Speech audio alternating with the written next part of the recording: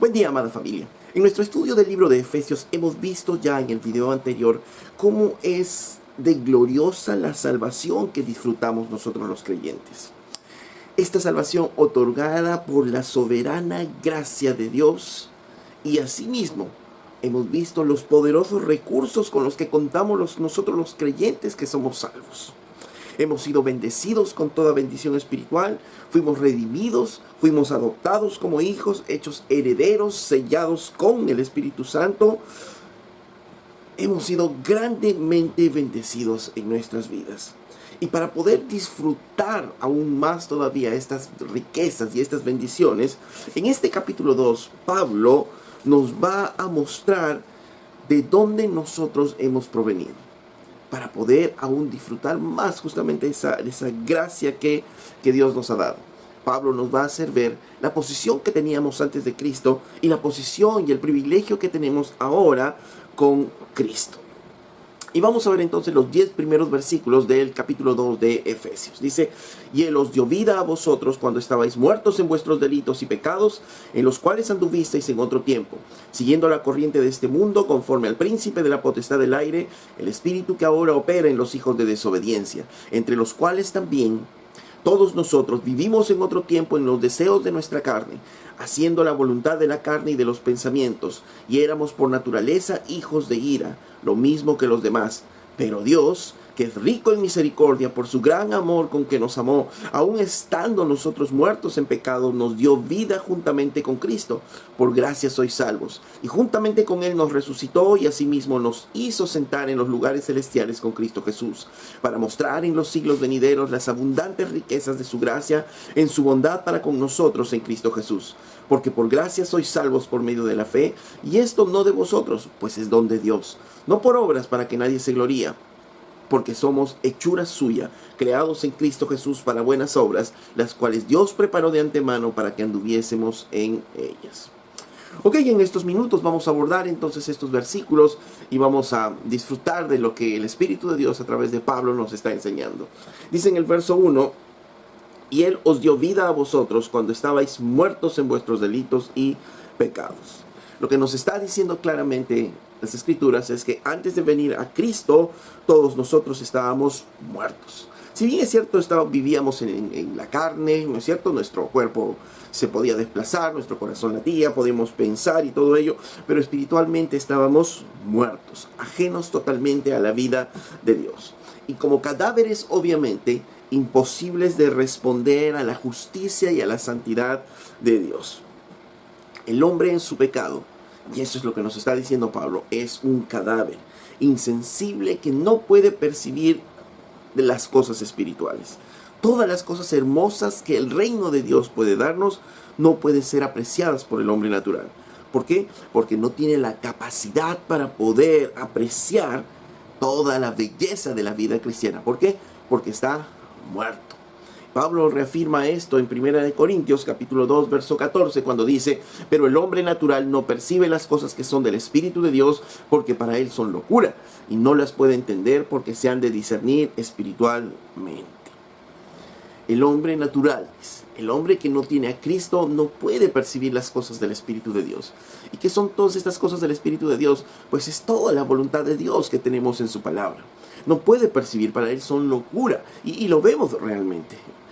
Cada día, cuando alguien, por ejemplo, habla en estos días de la sujeción de la mujer, le es locura para las personas del día de hoy poder pensar que una mujer va a estar sujetándose a su esposo. Eso le es locura.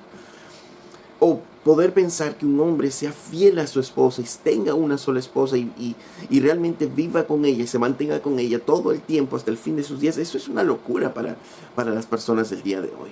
¿Por qué? Porque justamente el pecado mismo impide que nosotros podamos mirar las bellas relaciones que el Señor nos da. Porque cuando creemos en Dios, nos relacionamos con Dios y también aprendemos a relacionarnos entre nosotros. Esposos aprenden a relacionarse, padres con hijos, hijos con padres, los empleadores con los empleados, empiezan a aprender a relacionarse. Pero no pueden hacer y no pueden disfrutar de estas relaciones justamente ¿por qué? Por el pecado. Por eso el hombre natural puede entender de repente de mucha ciencia, pero no entiende la relación con Dios, no entiende la relación que debe tener, como decía, con otras personas, hermanos, esposas, esposos, no lo entiende. ¿Por qué? Porque el hombre natural, como dicen las Escrituras, es insensible, es impotente de poder mirar, disfrutar las cosas del Espíritu.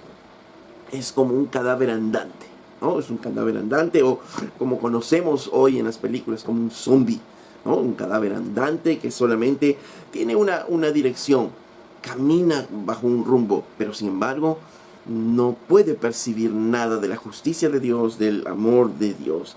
Y esto es lo que justamente nos dice Pablo en este primer versículo, que nosotros estábamos muertos en nuestros delitos y pecados. Que la vida que vivíamos nosotros en otros tiempos se caracterizaba solo por eso, por nuestros delitos, por nuestros pecados. Alguien puede decir de repente, pero es que no todos éramos malos. Todos vivíamos en nuestros delitos y pecados. Aunque la profundidad del pecado sea diferente en cada uno de nosotros, pero cada uno vivíamos en el pecado. ¿Y esto cómo podemos entender? Es como en un campo de batalla, en donde que está lleno de cadáveres de repente, ¿no? Y cada uno de los cadáveres tiene justamente un tiempo de descomposición. Cada uno de los cadáveres de repente, algunos están mutilados, algunos solo son heridas de bala o algunos cortes, pero al final todos cadáveres. Algunos están más mutilados, algunos están más deteriorados, más descompuestos que otros, pero al final todos cadáveres, ¿no? Y eso es lo que pasa en el mundo. Algunos sí, están más descompuestos, viven en mayor pecaminosidad, pero al final todos, sin Cristo, son como cadáveres andantes. Estábamos muertos, dicen, nuestros delitos y pecados. Nuestra condición era que estábamos nosotros muertos. La condición de pecadores justamente hace eso, que nosotros seamos muertos, que estemos muertos. Y de nuevo, alguien puede preguntar y decir, pero es que yo no era muy malo, no tenía mucha maldad, no hacía mucha maldad, muchas cosas malas. El problema es que estamos tratando de ver nuestra vida a través de cuánto pecado no hacemos. Pero ese no es el estándar de Dios. El estándar de Dios claramente desde el Antiguo Testamento, por ejemplo, en Levíticos nos habla que seréis santos como yo soy santo. Y eso no cambió en el Nuevo Testamento, porque en el Nuevo Testamento también Jesucristo nos dice que debemos ser perfectos como Él es perfecto. Entonces el estándar de Dios es bastante alto, es muy alto para que nosotros podamos cumplirlo. El estado de pecado de las personas y el tratar de alcanzar, de buscar esa perfección y esa salvación, podría compararse también como un grupo de personas que están tratando de cruzar un río. Digamos que este río tenga una anchura de 2 kilómetros. ¿Ok? Entonces este grupo de personas va a tratar de saltar y llegar allá. Algunas personas, de repente más limitadas, van a saltar solo unos 500 metros. Otras personas, mucho más atletas, de repente llegan a 700, 800 metros. Y digamos que alguien puede saltar 1 kilómetro. Pero yo creo que estoy exagerando en las cifras, pero sin embargo quiero ilustrar la idea.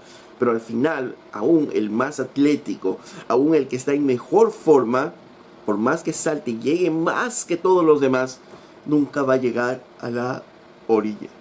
Y finalmente todos se van a ahogar.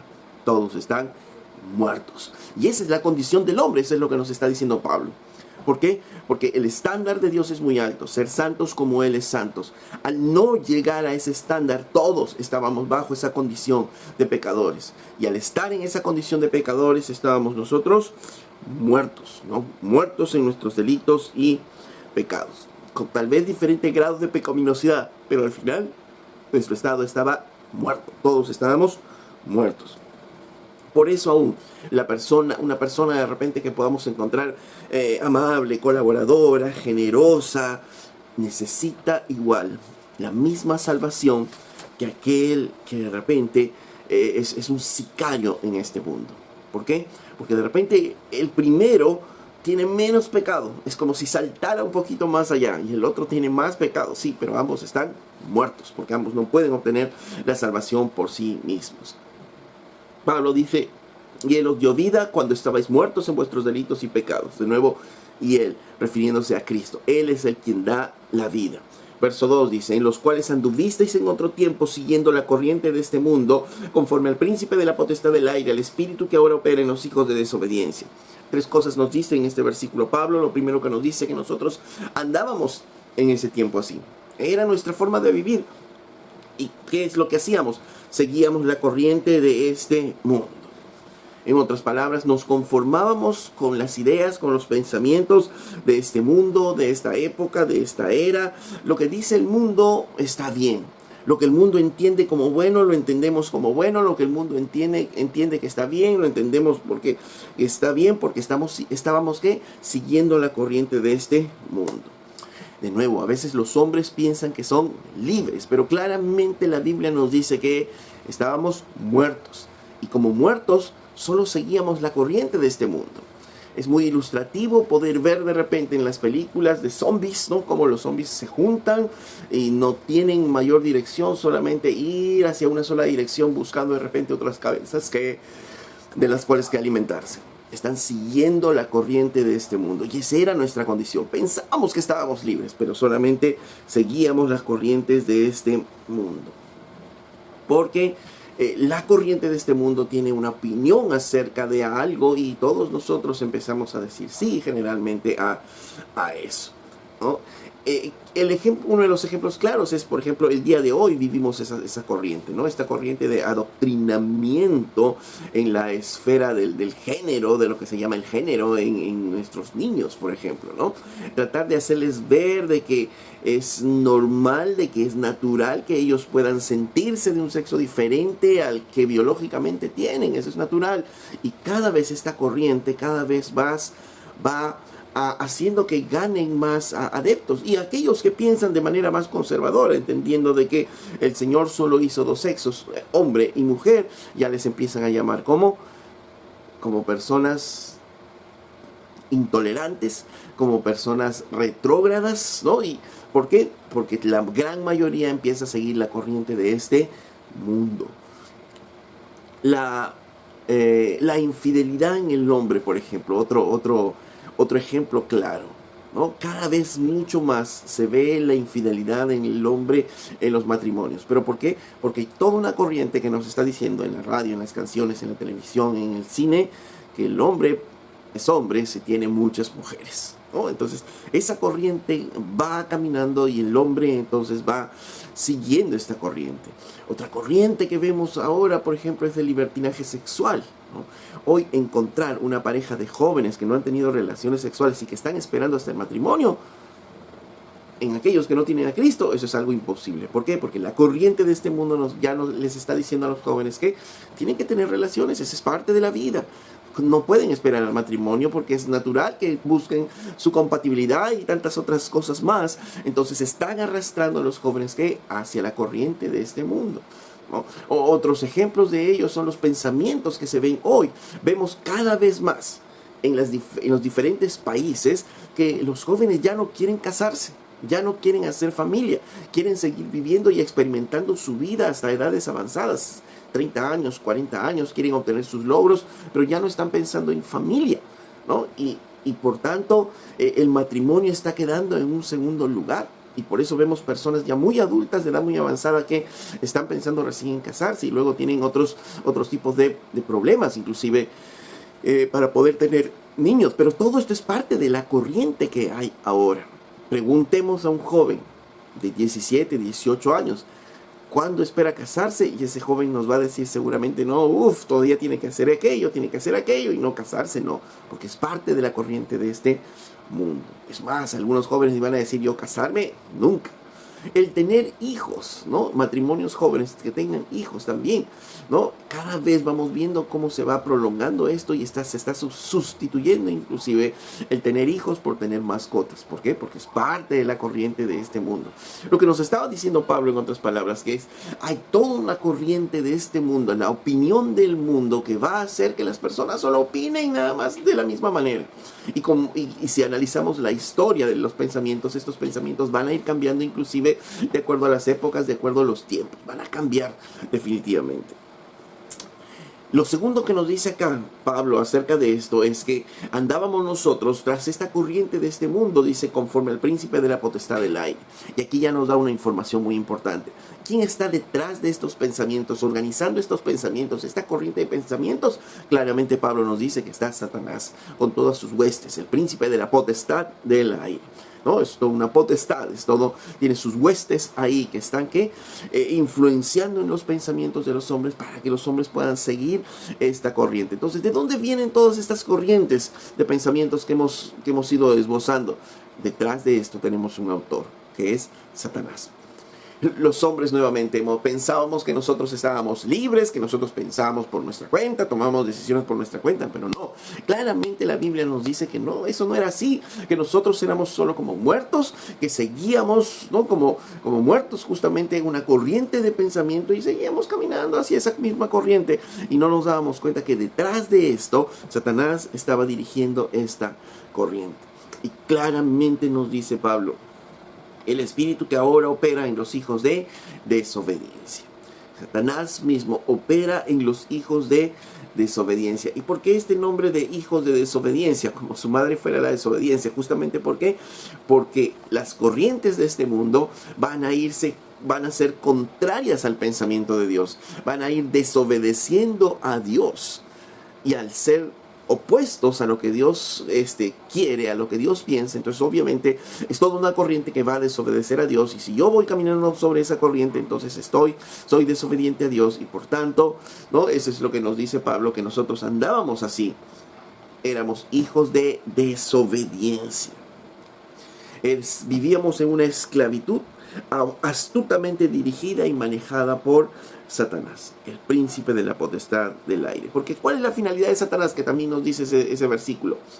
Es alejarnos de Dios y hacernos caminar desobedientes a Dios. Por eso es que Él maneja las corrientes de este mundo. ¿Para qué? Para que de esa manera astuta nosotros nos alejemos cada vez más de Dios y seamos desobedientes.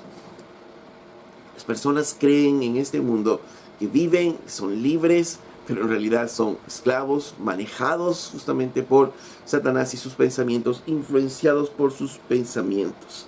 Y este mundo en general se caracteriza por tres corrientes. El humanismo, ¿no? Es una de esas corrientes. La otra corriente es el materialismo y la otra corriente es la perversión sexual.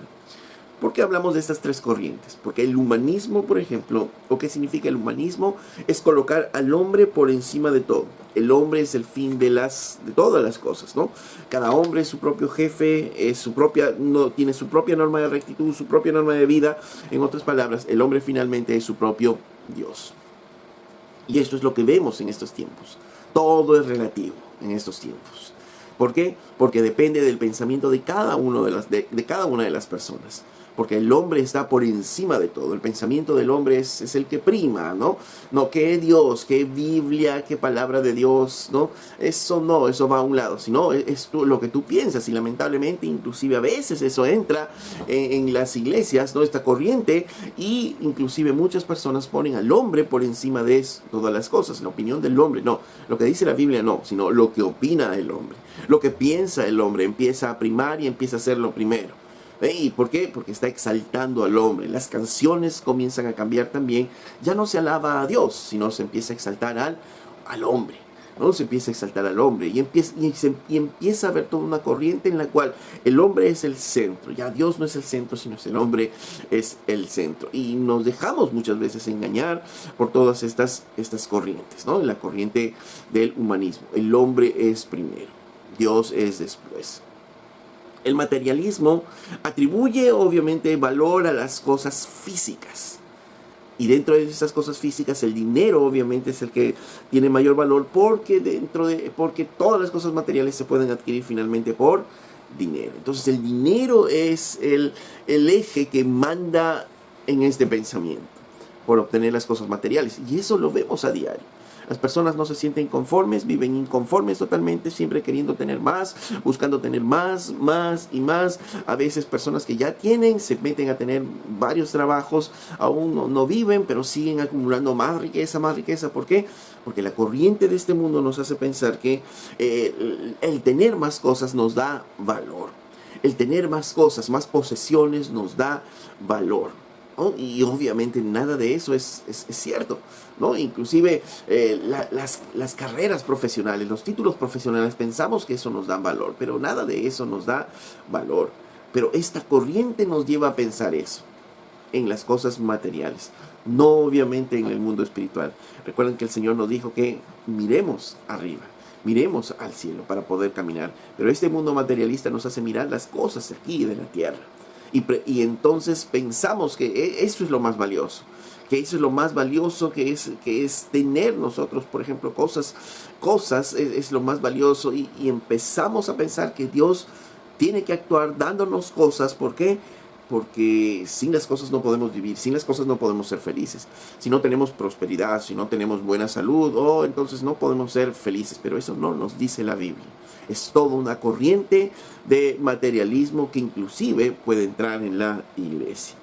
Y la tercera característica, o la tercera corriente, digamos, en general de este mundo, es la perversión sexual. De eso no hay mucho que explicar, porque todos conocemos. Hay ahora un libertinaje sexual tremendo.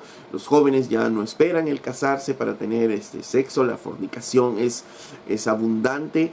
Los matrimonios se rompen por el adulterio, ¿no? Entonces la perversión sexual es cada vez mayor. Y no solo es eso, ¿no? Sino que ya empiezan a haber otras degeneraciones en las cuales los hombres empiezan a sentir que son mujeres, y las mujeres empiezan a sentir que son hombres, ¿no? Y empieza a degenerarse cada vez más, ¿no?, esta parte sexual en la vida del hombre. Ok, entonces, pero detrás de esto nuevamente Pablo nos dice que Satanás está operando sobre estas ideas, sobre estas corrientes. ¿Por qué? Porque lo que le interesa a Satanás es hacernos desobedientes a Dios, alejarnos cada vez más y más de Dios. Dice en el verso 3, entre los cuales también, ¿entre quiénes? Entre los hijos de desobediencia, entre los cuales también todos nosotros vivimos en otro tiempo en los deseos de nuestra carne, haciendo la voluntad de la carne y de los pensamientos. Pablo nos recuerda que nosotros vivíamos así, que nosotros estábamos muertos en nuestros delitos y pecados, siguiendo esta corriente de pensamiento que está dirigida por Satanás. Ahora, ¿cuál era nuestro actuar? ¿Cuál es ese actuar? ¿Cómo es que nosotros actuábamos de forma práctica, siguiendo toda esta corriente de pensamientos dirigida por Satanás? Y eso es lo que nos dice en el verso 3, entre los cuales también nosotros vivíamos en otro tiempo en los deseos de nuestra carne. La Biblia claramente nos dice que los deseos del Espíritu son opuestos a los deseos de la carne, pero nosotros vivíamos en los deseos de nuestra carne, haciendo lo que la carne nos dice. ¿Por qué? Porque obviamente nosotros como hombres somos lo primero. Lo primero son nuestros deseos, lo primero eran nuestros pensamientos, lo que nosotros queremos, no lo que nosotros quieren, no, sino lo que nosotros queremos. Y vivíamos por eso en los deseos de nuestra carne, y dice, haciendo la voluntad de la carne y de los pensamientos. Nuestro pensamiento era lo primero. Nuestros deseos eran lo primero, y por eso es que nosotros actuábamos así. Estábamos presos de esas corrientes. ¿Por qué? Porque nos hacían pensar, nos hacen creer de que son nuestros propios deseos, de que son nuestros propios pensamientos. Pero no es así. Y nosotros actuábamos de esa manera, pensando que eran nuestros propios pensamientos, que eran nuestros propios deseos. Pero solo estábamos gobernados por ello, por nuestros deseos, por nuestros pensamientos, y que a su vez estos vienen ¿de dónde? De toda esta corriente mundial dirigida por Satanás. Y éramos, dice, por naturaleza, hijos de ira, lo mismo que los demás. Ahora nos dice Pablo, primero nos decía que éramos hijos de desobediencia. ¿Por qué? Porque estábamos desobedientes a Dios, alejados totalmente de Dios, desobedeciendo todo lo que es Dios, todo lo que Dios quiere. Pero ahora nos dice que éramos también hijos de ira. Y claramente establece Dios que como pecadores, Dios está enojado con el pecador. Y claramente nos dice, éramos ¿qué? Hijos de ira. ¿Por qué? Porque la ira de Dios estaba sobre nosotros. Dios estaba enojado con el pecador. Y alguien puede decir, no, pero Dios es bueno. Sí, Dios es bueno, Dios es misericordioso, pero no debemos olvidar que también Dios es justo y es santo. Y el ser justo y santo hace que Él aborrezca el pecado. Bueno, aborrece el pecado, pero no al pecador. Obviamente también aborrece al pecador. Está airado, está molesto con el pecador. Y esa es la condición en la que estábamos. Por eso Pablo nos recuerda, nosotros éramos hijos de ira. Dios estaba enojado con nosotros por la vida pecaminosa que nosotros teníamos. Dios estaba enojado con nosotros porque nosotros no podíamos vivir de acuerdo al estándar que Dios nos dijo que viviéramos. Entonces estábamos muertos, alejados totalmente de Dios, como zombies siguiendo toda una corriente de este pensamiento, aunque esta corriente estaba dirigida por Satanás, pensando que nosotros estábamos haciendo la voluntad de nuestra carne y nuestros propios pensamientos, ¿no? Y vivíamos así, no nos importaba nada de Dios, ajenos totalmente a Dios. Esa era nuestra posición, y obviamente estábamos alejados al estar alejados de Dios. Éramos ahora parte de todo ese grupo de personas a los cuales Dios está enojado. Dios está enojado, Dios está mostrando su ira. Por eso es que aquellos que no se arrepienten de sus pecados finalmente irán al castigo eterno. ¿Por qué? Porque Dios está enojado con ellos. Y si no hay arrepentimiento y perdón de pecados a través de Cristo, entonces simplemente el Señor, el juez justo, derramará toda su ira sobre los pecadores. Pero entonces cuando nosotros nos hacemos creyentes, ya Dios se olvida de nuestros pecados. No, porque Él derrama su ira. Pero cuando nosotros estamos en Cristo, Él derrama su ira sobre Cristo Jesús ahí en la cruz. Y por eso es que Cristo toma nuestro lugar cuando nosotros decidimos creer en Él y decidimos seguirle a Él. Pablo nos recuerda que tenemos muchos privilegios de ser cristianos. Y nos recuerda la terrible condición en la que estábamos. Estábamos muertos. Y ahora dice en el verso 4, en esta situación tan calamitosa en la que están, pero Dios, dice en el verso 4, que es rico en misericordia por su gran amor con que nos amó, aun estando muertos nosotros en pecados, nos dio vida juntamente con Cristo. Lo primero que nos dice aquí es que es la gracia de Dios. Él es rico en misericordia y por su gran amor que nos salvó, Él es rico en misericordia y nos amó, dice, de tal manera que cuando aún nosotros estábamos muertos en nuestros pecados, Él nos dio vida juntamente con Cristo. Por su gran amor, Él nos dio vida.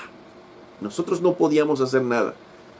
Es como cuando, digamos, son dos amigos y en un accidente uno de los amigos mata a la hija de este otro amigo.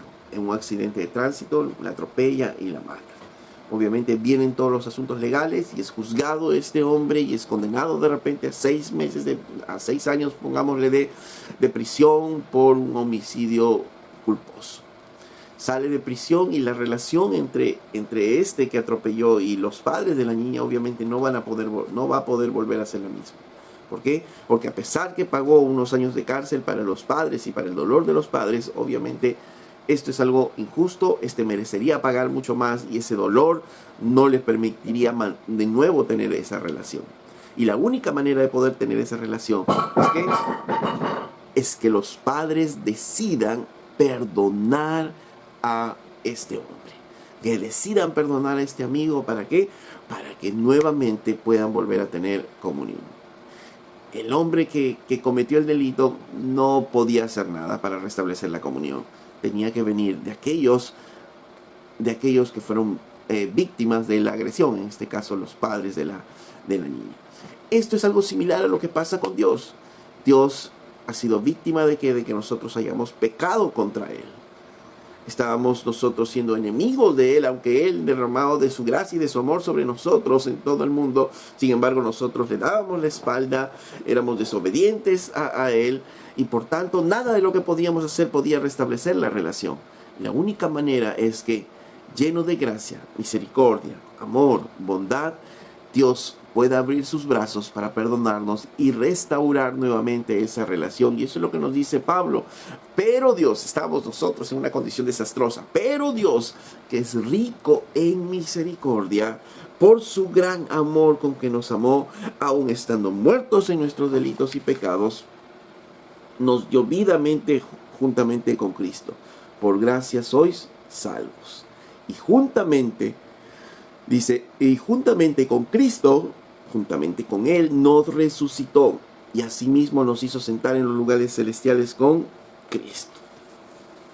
Estando muertos, por el gran amor que nos tuvo, dice, un día Él nos dijo que resucitamos. Nos resucitó. Miren, estábamos muertos y la única manera era ser resucitados. ¿Y cómo? ¿O por quién? Por Cristo mismo. Nos acordamos del episodio de Lázaro. Lázaro estaba muerto ya, estaba en una tumba, y la única manera es que Cristo se ponga de pie en la tumba y pueda decir, Lázaro, ven fuera, y Lázaro fue y salió y vivió nuevamente porque fue resucitado. De la misma manera, nosotros estábamos muertos, estábamos ahí caminando como muertos, hasta que el amor, la bondad, la gracia de Dios se apareció en nuestras vidas y nos dijo, vive. Y nosotros pudimos resucitar a una nueva vida con Cristo Jesús. Y en esta nueva vida el Señor que nos exalta y comparte con nosotros su gloria, y nos dice que fuimos y asimismo nos hizo sentar en los lugares celestiales con Cristo Jesús. Quiere decir que con el mismo poder, como habíamos visto la semana anterior, con el mismo poder con el que resucitó a Cristo, nosotros fuimos también resucitados. Y ahora, ¿cuál es nuestra posición? Estar en los lugares celestiales en Cristo Jesús. ¿Y eso qué significa? Que ahora somos ciudadanos del cielo. Y ahora somos ciudadanos del cielo. ¿Y por qué? ¿Qué hicimos? Nada, no hicimos nada. Es por su gran amor, porque Él es rico en misericordia. Y ese gran amor operó en nosotros dándonos vida. Antes estábamos bajo la ira de Dios y ahora estamos sentados con Jesucristo. Miren, eso es lo que quiere exponernos Pablo. Pablo quiere exponernos la bendición grande que tenemos de ser creyentes, la bendición que tenemos nosotros de ser cristianos. Porque antes estábamos muertos, pero ahora tenemos vida en Cristo Jesús. Antes estábamos bajo la ira de Dios, pero ahora estamos sentados en los lugares celestiales con Cristo. ¿Y por qué Dios hizo todo esto por nosotros? ¿Qué es lo que quería hacer? ¿Por qué Dios fue tan bueno con nosotros? Dice, verso 7, para mostrar en los siglos venideros la abundante riqueza de su gracia en su bondad para con nosotros en Cristo Jesús. ¿Qué es lo que quería hacer? Mostrar, dice, en los siglos venideros la abundante riqueza de su gracia. De manera que pueda mostrarnos a uno de nosotros y decir, mira, este que era un pecador, este que era terrible, este que era mi enemigo, este al cual yo estaba a punto de destruir, a este lo hice ahora mi hijo. A este derramé de mi gracia abundante y ahora es mi hijo. Antes robaba, ahora trabaja para dar a otros. Y obviamente uno se asombra y dice, wow, qué asombroso Dios. Qué gracia más grande. Y eso es justamente para mostrar en los siglos venideros, para mostrar en la eternidad a todos sus hijos que son salvos y poder decir, yo lo hice. Ellos no pudieron, yo lo hice. Yo hice de ellos una nueva criatura. Yo hice de ellos nuevas personas. Por eso Dios quiere cambiar nuestras vidas, y eso es lo que dice ahí el verso 7, para mostrar en los siglos venideros las abundantes riquezas de su gracia en su bondad para con nosotros, ¿no?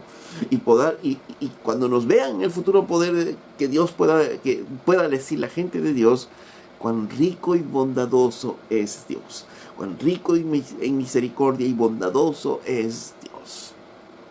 Y realmente, si nos ponemos a meditar en cómo éramos nosotros y cómo somos ahora, solamente nos queda asombrarnos y poder decir, Señor, cuán rico en misericordia en verdad has sido tú conmigo, cuán bondadoso has sido conmigo, Señor Jesús. Y eso es lo que nosotros podemos apreciar en nuestras vidas como creyentes. Dice en el verso 8, porque por gracia sois salvos por medio de la fe, y esto no de vosotros, pues es don de Dios, no por obras, para que nadie se gloríe. La respuesta del hombre a la gracia de Dios debería ser ¿qué? La fe. Pero cuando nuestra fe responde, uno puede confundirse y puede decir, ok, Dios mostró de su gracia, Dios nos mostró el camino, pero ahora yo soy el que tuve fe en ese camino. Yo soy el que tuve fe en Cristo, por tanto es mi obra, yo lo hice. Pero claramente nos dice el Señor que no. Por gracia sois salvos por medio de la fe. Correcto, la respuesta del hombre es la fe, cierto.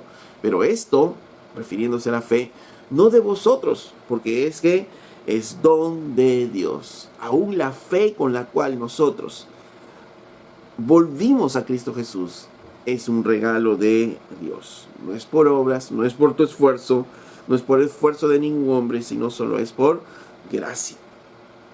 En Filipenses 1:29 dice, porque a vosotros os es concedido, a ustedes se les ha dado, por causa de Cristo, no solo que creáis en Él, sino también que padezcáis por Él. Entonces a ustedes se les ha concedido, a causa de Cristo, que creas en Él, ¿no? Y ahí otra vez más, diciéndonos que es el Señor el que nos dio, ¿qué? La fe, ¿no? Se nos concedió la fe para que nosotros podamos creer en Cristo Jesús. Dice, porque somos hechura suya, creados en Cristo Jesús para buenas obras, las cuales Dios preparó de antemano para que anduviésemos en ellas. Somos hechura suya, ¿no? Recordemos que en el verso 8 nos está diciendo que para mostrar en los siglos venideros la abundante riqueza de su gracia, que todos puedan decir, oh, qué bondadoso, qué bueno es Dios. Pero no solo ellos, sino dice en el verso 10 claramente, dice, porque somos hechura suya, somos hechura de Dios. Somos hechura de Dios, Dios nos ha hecho. Ahora es muy interesante poder ver que este verbo, que dice hechura, en el griego nos habla de poema, nos habla de una obra de arte. En otras palabras dice, porque nosotros somos una obra de arte, somos una obra de arte de Dios. Y esto obviamente nos asombra. ¿Cuál es la obra de arte que Dios ha hecho en nosotros?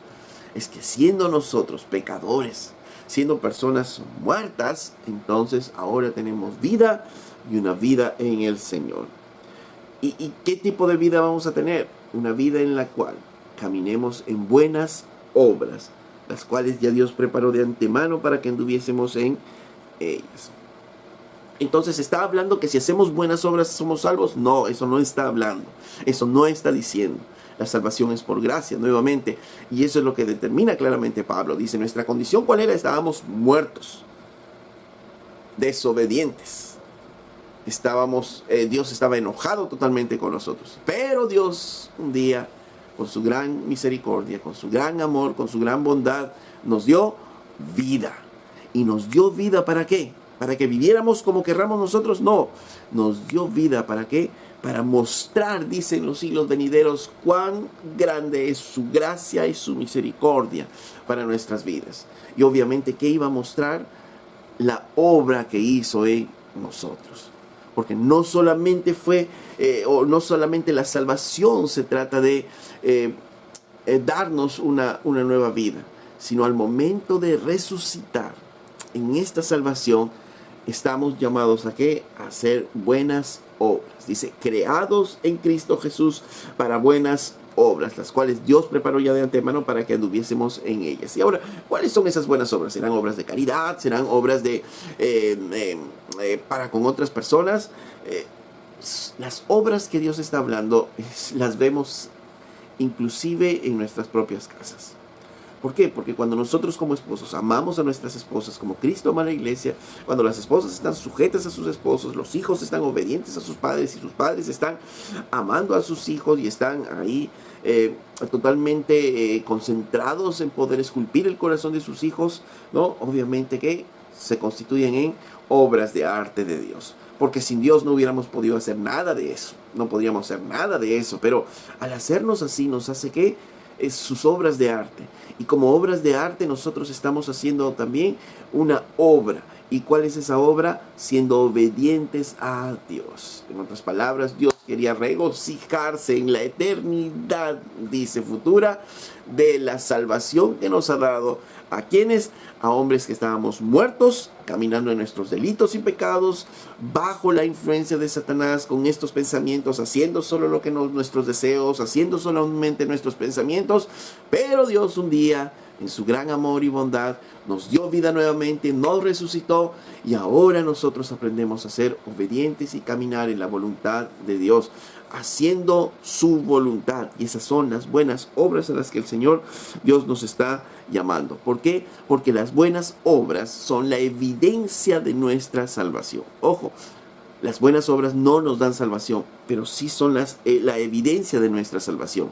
Hay por ahí algunas personas que están diciendo, por ejemplo, que sí, Dios nos ha salvado y una vez que somos salvos, entonces ya no importa cómo vivamos, esa ya es nuestra decisión personal. No, porque si nosotros fuésemos salvos, solo imaginémonos, Cristo murió en la cruz y nos dio salvación. Y nosotros vivimos como si, ¿qué es lo que va a mostrar en la eternidad el Señor? ¿Qué va a mostrar en la eternidad? Nada. Porque claramente nos dice que somos hechura suya en Cristo Jesús para buenas obras, las cuales Dios mismo preparó de antemano para que anduviésemos en ellas. No necesitamos buscarlas, la tenemos ahí cuando estamos en casa, desde que amanecemos, cuando nos desplazamos a nuestros trabajos, en la forma como caminamos en la iglesia. Allí se ven todas las buenas obras que Dios ya preparó de antemano. En Juan capítulo 15, verso 8 dice: en esto es glorificado mi Padre, en que llevéis mucho fruto y seáis mis discípulos. Dice, claramente Jesús dice, en esto se glorifica el Padre, en que lleves mucho fruto.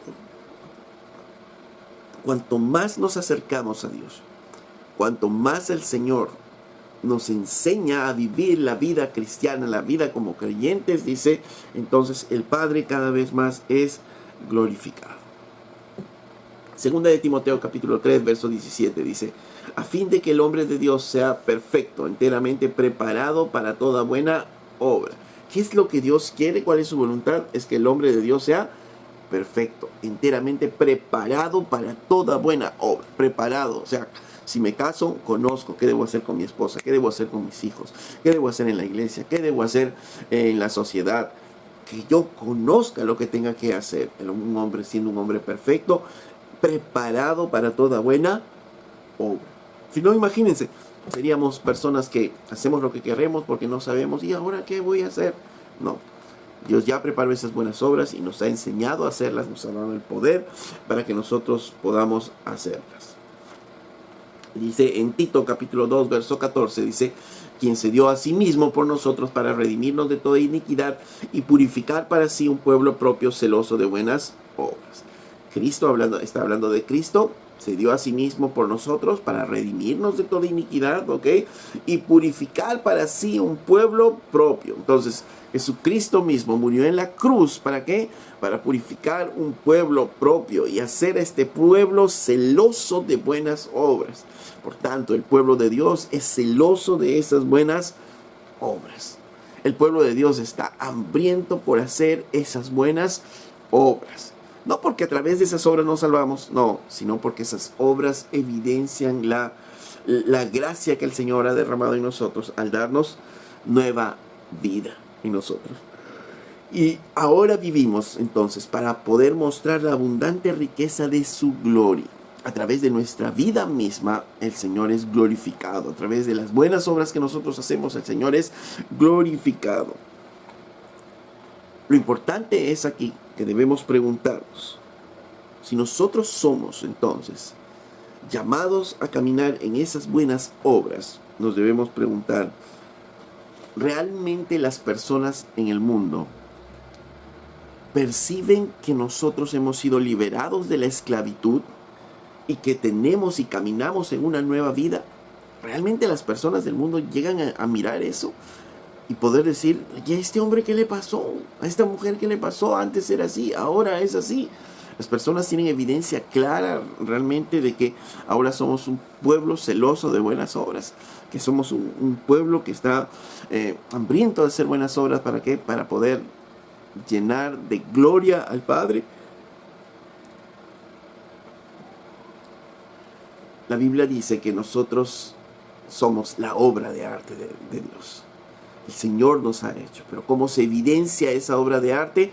A través de las buenas obras. El mundo nos pretenderá decir cómo debemos vivir. pero nosotros viviremos de acuerdo y conforme a lo que la palabra de Dios nos enseña.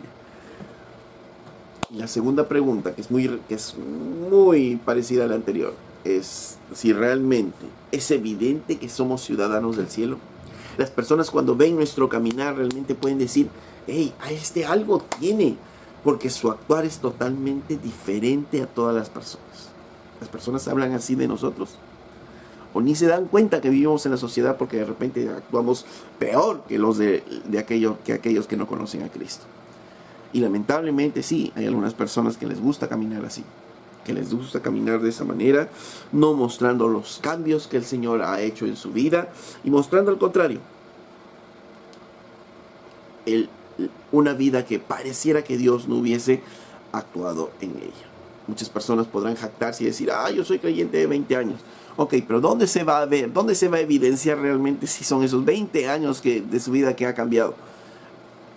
En las relaciones que tiene con su familia, en los frutos que da en casa, en los frutos que da en familia.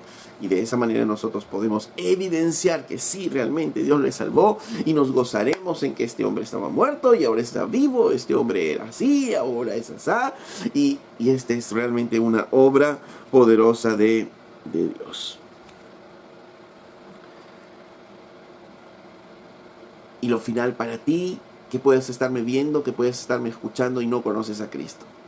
Lo que hemos descrito en estos versículos es tu vida, es tu destino.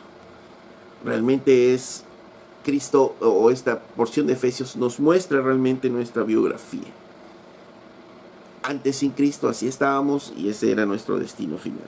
Sin embargo, en Cristo nuestro destino cambió, porque ahora viviremos eternamente con el Señor. Si tú aún no conoces a Cristo, corre a Cristo y que Él tenga misericordia de ti y puedas tú arrepentirte de tus pecados y volver a tu Creador y volver a tu Señor.